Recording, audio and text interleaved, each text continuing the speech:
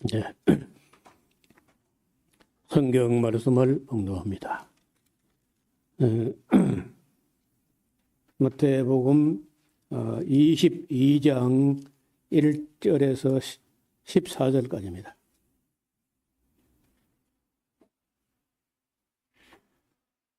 예수께서 다시 비유로 대답하여 가라사대 천국은 마치 자기 아들을 위하여 혼인잔치를 베푼 어떤 임금과 같으니 그 종들을 보내어 그 청한 사람들을 혼인잔치에 오라 하였더니 오기를 싫어하거늘 다시 다른 종들을 보내며 가로되 청한 사람들에게 이르기를 내가 오찬을 준비하되 나의 소와 살찐 짐승을 잡고 모든 것을 갖추었으니 혼인잔치에 오소서 하라 하였더니 저희가 돌아보지도 않고 하나는 자기 밭으로 하나는 자기 상업차로 가고 그 남은 자들은 종들을 잡아 능욕하고 죽이니 임금이 노하여 군대를 보내어 그 살인한 자를 진멸하고 그 동네를 불사르고 이에 종들에게 이르되 혼인잔치는 예비되었으나 청한 사람들은 합당치 아니하니 사거리 길가에 가서 사람을 만나는 대로 혼인잔치에 청하여 오너라 한대 종들이 길에 나가 악한 자나 선한 자나 만나는 대로 모두 데려오니 혼인 자리에 손이 가득한지라 임금이 손을 보러 들어올세 거기서 예복을 입지 않은 한 사람을 보고 가로되 친구여 어찌하여 예복을 입지 않고 여기 들어왔느냐 하니 저가 유구무원이오늘 임금이 사환들에게 말하되 그 수족을 결박하여 바깥 어두움에 내어 던지라 거기서 슬피 울며 이를 갈미 있으리라 하니라 청함을 받은 자는 많되 택함을 입은 자는 적으니라. 그래 이 부모는 알듯 하면서도 또 어려운 면도 있고 우리가 또 다 이해하지 못하는 어떤 문화적인 간격도 있습니다. 그러나 이제 구약 성경을 쭉 공부해 왔다면은 얼마나 무서운 비유인지 다시 돌아보게 됩니다. 여기 지금 마지막 한 주간을 보내시면서 예루살렘에서 유대교 지도층 사람들과 이런저런 그 질문과 대답 형식으로는 그렇지만은 굉장한 갈등과 그리고 어떤 영적인 대결과 같은 그런 장면들이 계속 이어지고 있습니다. 그 중에 이제 예수님 말씀이 또다시 비유로 말씀하시는데 자, 천국은 마치 자기 아들을 위하여 혼인잔치를 베푼 어떤 임금과 같다. 그 정도를 보내고 청한 자들을 혼인잔치에 오라 하였더니 오기를 싫어한다. 자, 이게 우리나라하고는 좀 다른데요. 저쪽 사람들은 장례식에는 아무나 갈 수 있어요. 누구든지 아무리 많이 와도 잘못된 것도 아니고 올 수 있습니다. 근데 혼인잔치는 아무나 갈 수 없어요. 초대받지 않으면 못 갑니다. 초대받은 사람만 가는데 어떤 지역마다 나라마다 약간 다르긴 하지만은 어떤 그 사례를 보면은 초대한 사람은 정확히 참여해야 되고 초대를 해서 온 사람에게는요 예복을 그 왕실에서 준비를 해요. 물론 예식 끝나고 나면 또 반납하고 돌아가는데 그 예복을 왕실에 준비해가지고 그걸 입고 나야 그 잔치에 들어가는 거예요. 만약에 누가 거지 행석을 하고 그 잔치에 들어가면요 임금을 능멸한 게 돼요. 임금의 잔치를 하찮은 걸로 아무것도 아닌 걸로 이렇게 취급해가지고 그는 아주 큰 그 죄를 짓는 것이 되는데 그 비슷한 면이 있다는 거예요. 그리고 이제 두 번 초청을 합니다. 우리는 청첩장 보내면 오면 뭐 다행히 안 오면 그만이고 그렇게 하는데, 거기는 오겠는가 말겠는가 확인을 해서 그 다음에 이제 오겠다고 하면은 실제 준비되었을 때 또 사람을 보내가지고 모셔가는, 그렇게 아주 계획적이고 완벽하게 인원이 딱 파악되는 그런 잔치를 해요. 우리하고는 전혀 다른. 우리가 어릴 때 시골에서 결혼식 같은 걸 하면요, 복잡합니다. 신랑 쪽에서는 하루 잔치로 끝나는데 신부 측에는 사흘 잔치해요. 사흘 잔치를 하는데 사실은 사흘 잔치가 아니고 닷새 잔치를 해야 돼요. 잔치 전날에 일가 친척들, 일손들 할 사람들이 그 전날에 와서 다 밤을 새워서 준비해가지고 잔치 사흘하고 또 마치고 뒷마무리까지 하고 가는 사람들까지 다 하면요, 신부 측에서는 5일 잔치를 해야 돼. 그런데 더 기가 막힌 것은 몇 사람이나 올지 아무도 몰라. 그 음식이 모자라거나 지나치게 그 조금 남으면 갈라 먹으면 되는데, 그 어렵게 살 때 지금 생각하면요, 이게 끔찍한 일이다. 도대체가 얼마나 올지 모르니까. 지금에서 뭐 예식장에서 하고 뭐 그냥 뭐 다른 잔치하고 한테 옆에 잔치하고 막 해가지고 그 시간 나간 대로 그냥 집으로 하고 끝나니까 매우 간소하고 편리하고 하지만은, 옛날 우리 어릴 때 제가 뭐 장가갈 때만 해도 신부 측에서 전부 닷새 잔치를 하는 거예요. 그 신랑 오는 그 전날 막 모여가지고 집안 사람들이 막 왁자왁자 해요. 그리고 그 동네에 잔치하는 그 옆집 집방들까지 다 동원해가지고 막 그 숙소를 만들어가지고 이불을 갖다 준비하고, 그 번거로움이요, 말로 다 못해요. 근데 제가 지금도 돌아보면 놀라운 게, 아무도 그때에 그런 걸 가지고 스트레스 받았다든지 뭐 그런 거 입에 담은 사람이 없어요. 그냥 잔치니까 마냥 즐겁고 기쁘고 웃고 떠들고 그렇게 했어요. 그리고 차도 없는 시대에 무기나 떡국거리 이런 걸요, 그 당색이라는 그릇에 해가지고 이고 10리 20리 끼를 거의 이고 옵니다. 그걸 이제 부조라 그래, 부조. 그 음식 돈으로 줘도 장만하기 힘들다 해가지고 그걸 만들어가지고 그걸 머리에 이고 그 잔치. 그러니까 이제 그야말로 상부상조를 하지 않으면 잔치를 치러내지 못할 정도로 그렇게 어려웠습니다. 지금 생각하면 우리 어머니, 우리 형수님들 살아서 그런 잔치 하던 날들 생각하면 눈물 날 정도로 고맙기도 하고 미안하기도 하고, 우리 때서부터 그게 없어져 버린 거예요. 갑자기 그냥. 장례식도요, 좀 사는 집에서는요, 5일장 하는 5일장.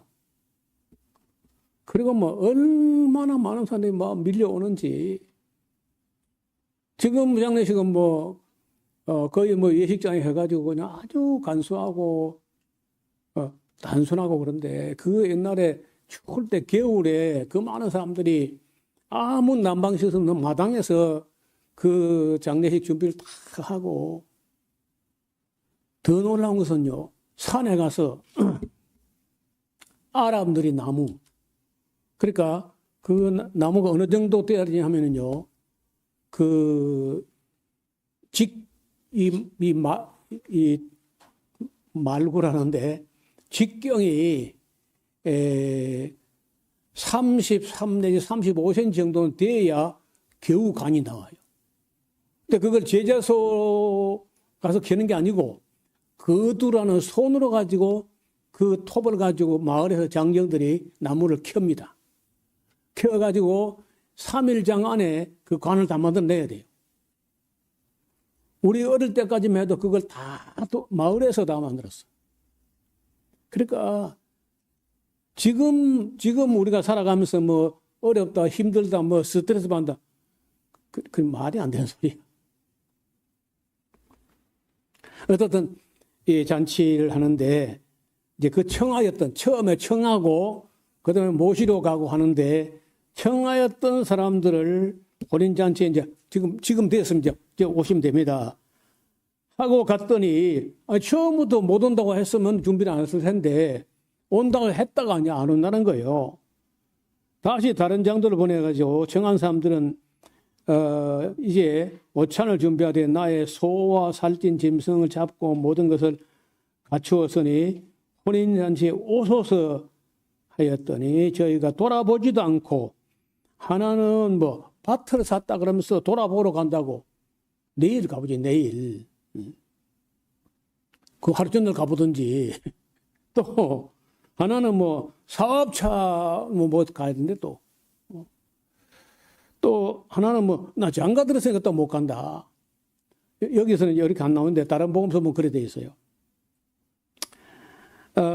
사업차로 그 남은 종들은 또 종들을 신부름 보냈는데 종들을 잡아 때렸다니 또 능욕하고 죽이고 했다는 거예요.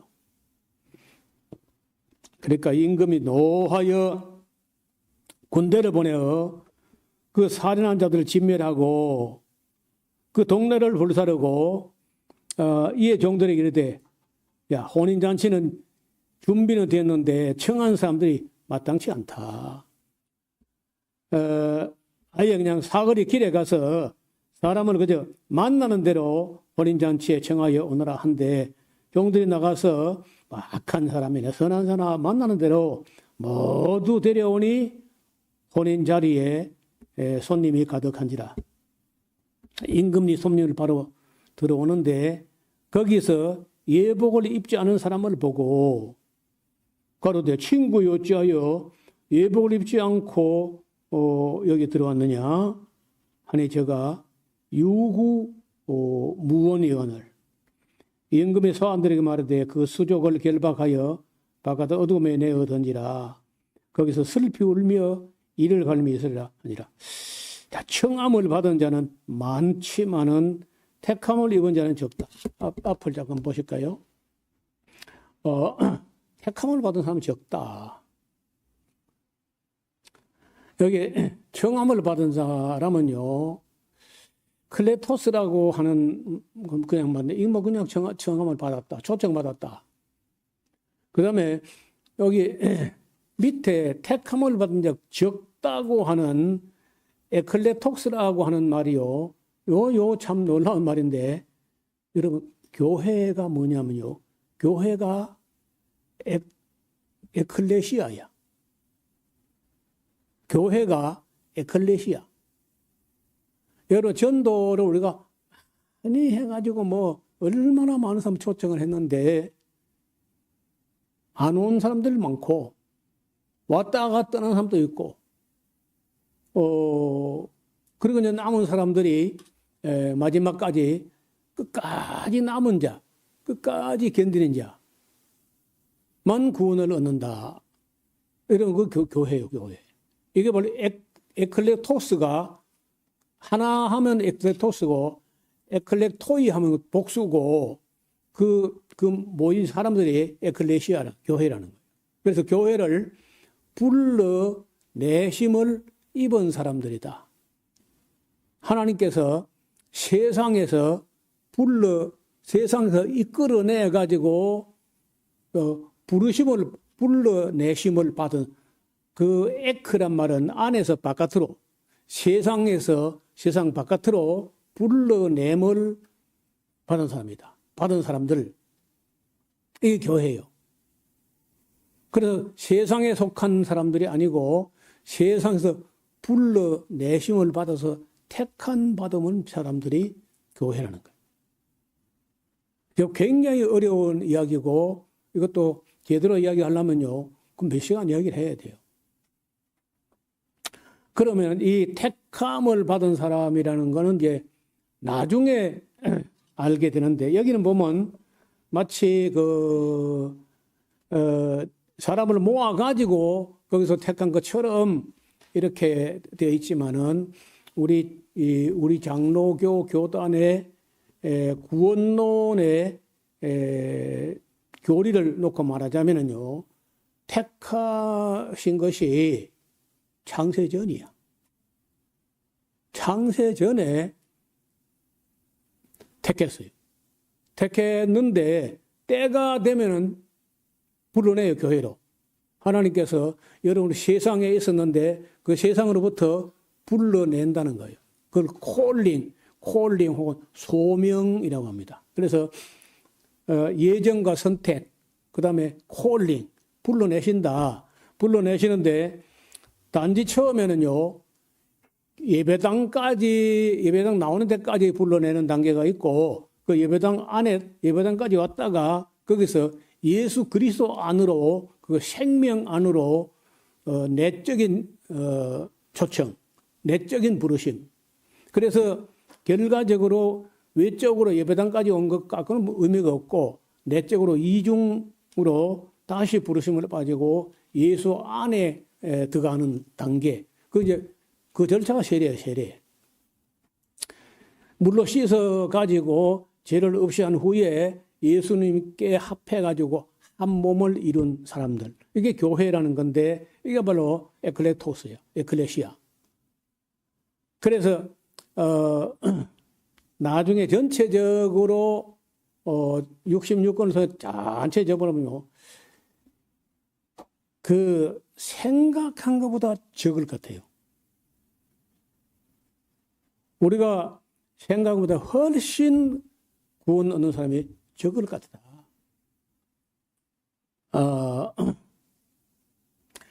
한 번은 제자들이 물었어요. 주여, 구원 얻는 자가 적으니까 그래 물었는데, 적다 많다고 말하지 아니하고 좁은 문으로 들어가기를 힘쓰라. 멸망으로 인도하는 문은 크고 넓어 많은 사람이 그리로 몰려가는데, 생명으로 인도하는 길은 길이 좁고 협착하다. 찾는 이가 적다. 이렇게 말씀하시는 거예요. 그래서 그 옛날에 미국의 전도자 무디라고 하는 유명한 전도자가 평생에 한 10만 명을 주님께로 인도했다는 그런 기록들이 있는데, 그분이 하는 말이, 지금 당시에 미국에서 주일마다 가서 예배 드리고 교회 다닌답시고 하는 사람들 중에 천국 갈 사람이 10분의 1 되면 기적이다 그랬다는 거예요. 청함을 받은 사람 많아. 총동원 전도 막 이래가지고 동도 하잖아요. 근데 실제적으로 끝까지 남는 거 보면 항상 얼마 없어요. 항상. 그래서 택함을 받은 사람은 많지 않다. 그래, 이 예복이 뭐냐? 왜 예복을 입지 않았다고 그것도 또 갈라내느냐? 여러분, 여기서는 그 예복이 뭐냐에 대해서 나오지 않는데, 좀 이 다음에 볼 말씀이면 땡겨 보겠습니다. 요한계시록 19장 가다. 계시록 끄트머리 요한계시록 19장을 가서 19장 8절을 보겠습니다. 요한계시록 19장 8절을 보면요. 7절부터 보겠습니다.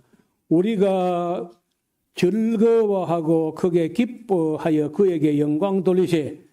어린 양의 혼인 기약이 이르렀고 그 아내가 예비하였으니 그에게 허락하사 빛나고 깨끗한 세마포를 입게 하셨은즉 이 세마포는 성도들의 옳은 행실이라. 여기까지 가야 그 예복이 뭔가가 정체가 드러나는데 옳은 행실이라는 거예요. 자, 이거 보세요. 우리가 요즘은 잘 보지 못하는데, 옛날에 우리 어머니 살아계셔서 길쌈을 하고 할 때 보면요, 실을 다 만들어 가지고 삼배나 목면이나 이런 거 실을 만들어 가지고 이렇게 끄트머리에서 배틀도 도마리까지 이 날줄이 있어요. 날줄이 쭉 길다랗게 있는데, 그 날줄은 이렇게 시간처럼 이렇게 되어 있고 그 시간이 날줄이라고 하면은 북에 들어있는 실은 시줄이에요, 시줄. 그러니까 시간이라는 세월이라는 날줄에 인간의 행위에 시줄이 왔다 갔다 왔다 갔다 배가 짜지는 거예요. 그걸 가지고 옷을 해 입는 건데 내가 행위에 배를 가지고 내 고운 세마포 옷을 입는다. 그런 의미인 거예요. 그래서 우리가 행실로 짠, 내 선한 행실로 짠 그 고운 세마포를 가지고 예복을 입은 사람이 거기에 참여한다는. 거기까지 가면요, 정말 나중에 가서 보면은 구원 얻는 사람이 정말 적을 것 같다. 그런 생각을 하게 됩니다. 자, 다시 본문으로 돌아가겠습니다.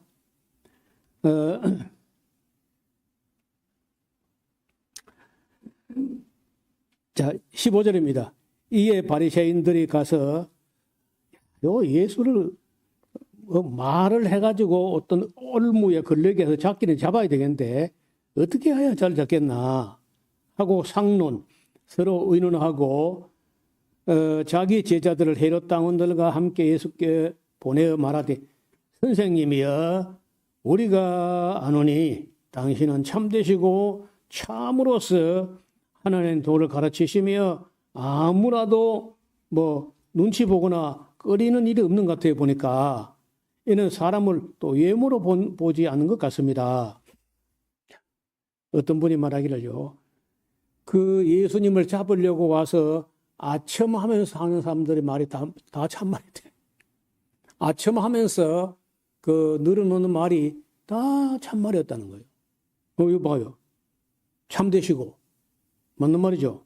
또 참으로서 하나님 도를 가르치시고 아무라도 꺼리끼는 일이 없었으니 이는 사람을 외모로 보지 않는다. 정말 그렇잖아요.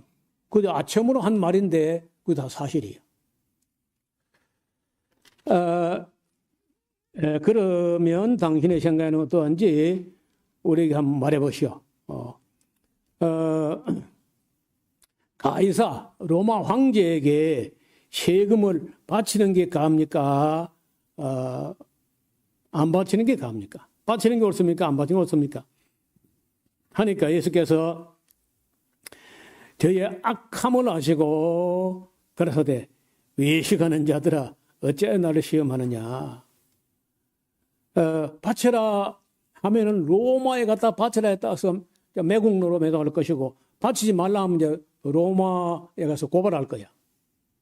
그러니까 바쳐도 바치라 해도 안 되고 바치지 말라 해도 안 되고 그 이른바 양도논법이라 그러는데 이래도 걸리고 저래도 걸리게 딱 덧을놨어.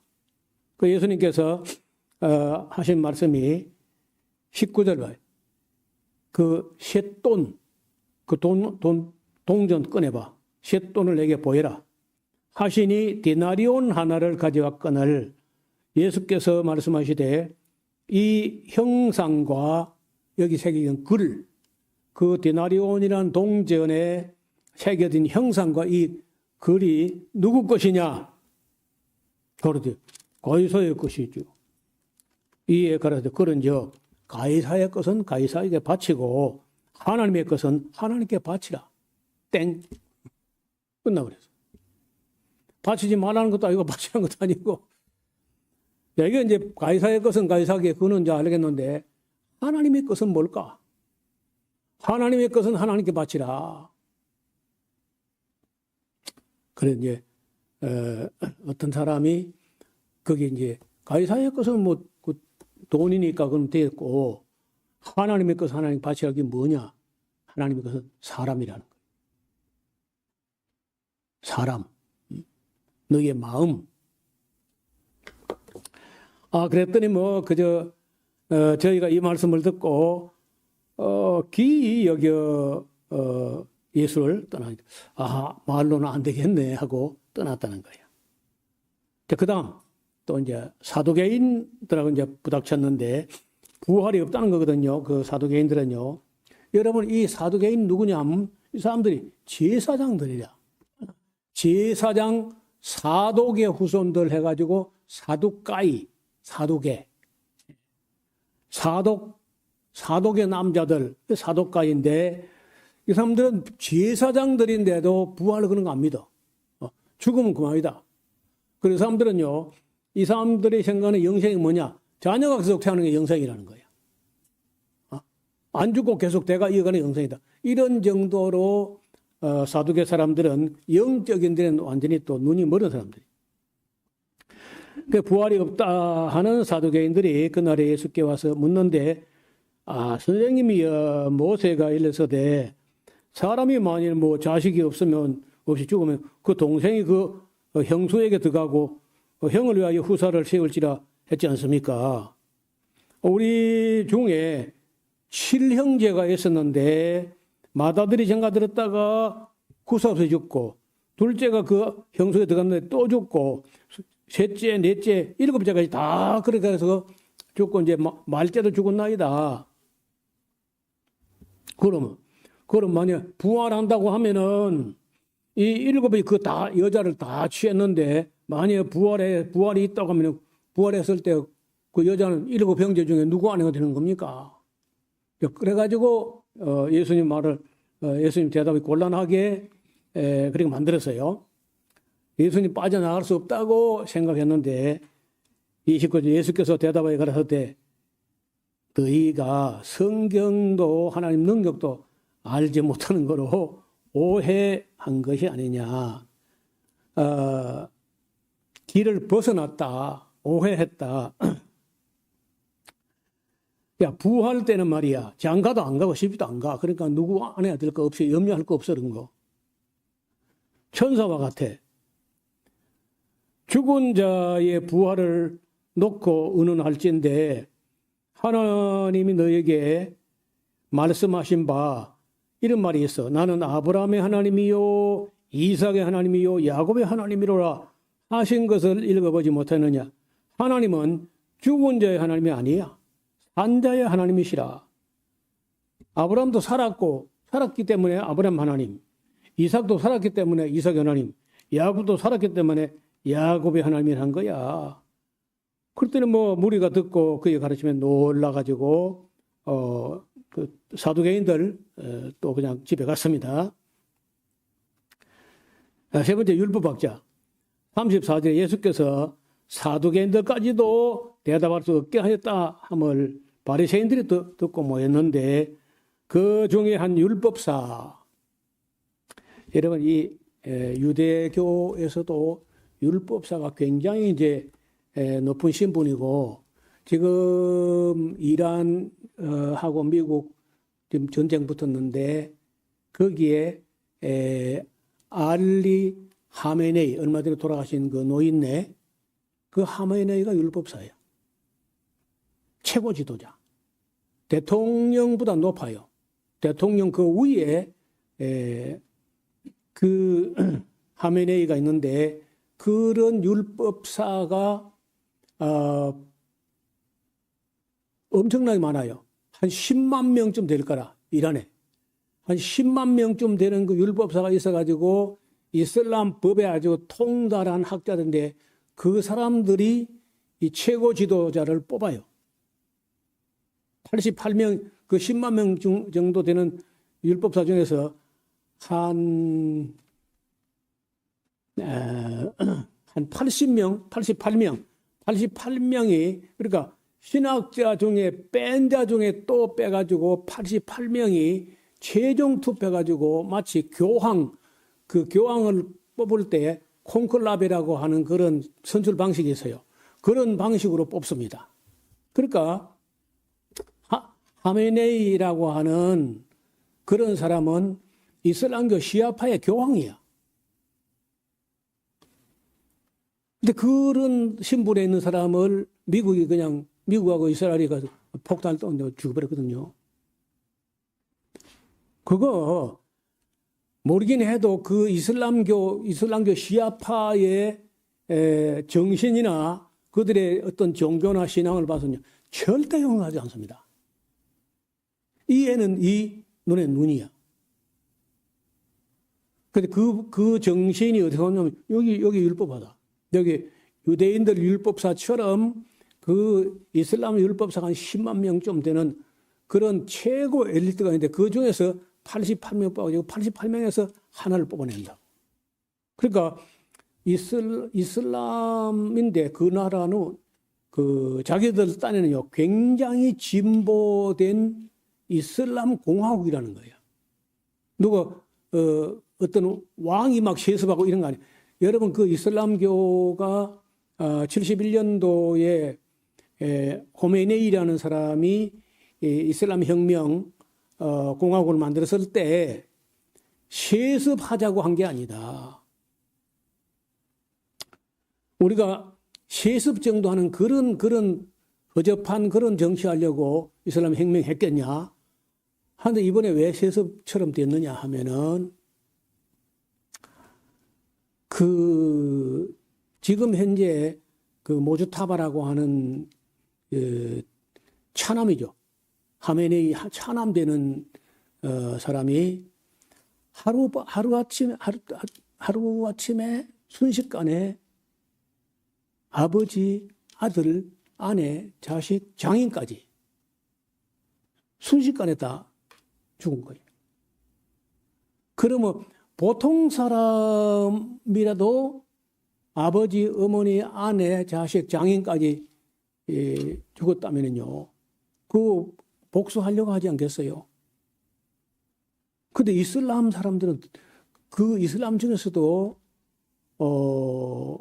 이슬람교 시아파 교황격인 사람을 그런 식으로 무지막지하게 죽였으니 저 절대 끝날 전쟁이 아니에요. 그냥 어떤 종교 지도자 이런 게 아닙니다. 적어도 이슬람교 시아파에서는 그렇게 가볍게 볼 수 있는 게 미국이 트럼프도 내가 볼 때 미친 사람 같고 그 네타냐후는 더하고 그래서 저는 볼 때 이거 절대로 끝날 전쟁이 아니다. 너무 무지막지한 일을 한 거야. 그리고 지난 한 10몇 년 동안에 이란의 핵 물리학자 보는 대로 생기는 대로 나타나는 대로 지목되는 대로 다 암살했습니다. 이스라엘이. 모조리. 그렇게 되면은 이번 이슬람교가 볼 때 이 율법학자 지금 이제 그 아들 차남이라고 하는 얼굴도 그때 다 집 안에 있는데 이 모주타바라는 그 차남만 바깥으로 정원 쪽으로 나가가지고 상처는 입었지만은 죽지는 않았다는 거예요. 얼굴을 지금 안 보여주고 있고 모스크바에 가서 치료 중이라고 하는데 치료 중이라도 웬만하면은 얼굴 모습을 보여주면서 자기가 살았다는 걸 보여주고 국민 결속을 하려고 할 텐데 얼굴이 끝내 안 나오는 볼 때 심지어 죽었다는 말까지 나오고 그런 거예요. 여기 율법학자가 나오니까 우리는 뭐 그저 가볍게 그저 오늘날 신학자 이런 정도 생각하지만요. 그 유대교에서나 아니면은 이슬람교 안에서 이 신학자, 율법학자면요. 그 위치나 권위가 우리 상상을 넘어섭니다. 대통령 한참 아래예요. 대통령은. 하여간 이 율법사가 예수님을 시험하려고 온 겁니다. 선생님이여 율법 중에 어느 계명이 큽니까? 예수께서 대답하여 가라사대 네 마음을 다하고 목숨을 다하고 뜻을 다하여 주 너희 하나님을 사랑하라 하시니 이게 최고 크고 첫째가 는 계명이고 또 둘째는 그와 같은데 네 이웃을 네 몸과 같이 사랑하라 했으니 이 두 계명이 온 율법과 선지자의 강령 퍼펙트 정답이거든요. 그거는 뭐 더할 것도 없고 뺄 것도 없고 완벽해. 뭐 예수님이 대답하니까 뭐 말을 할 것도 없죠. 자 이렇게 해서 율법학자가 와서도 예수님을 한번 시험해 봤는데 뭐 흠이나 꼬투리를 잡을 수가 없어요. 자 그럴 때에 이제 사실은 이제 이때 예수님이 방어 수비를 하고 유대교가 공격을 했는데 이제부터는요 역공 예수님의 역공이 시작됩니다. 41절 보면요 바리새인들이 모였을 때 예수께서 그들에게 물으시는 거예요. 너희는 그리스도에 대하여 어떻게 생각하느냐? 네 자손이야. 누구 자손 오는 거야?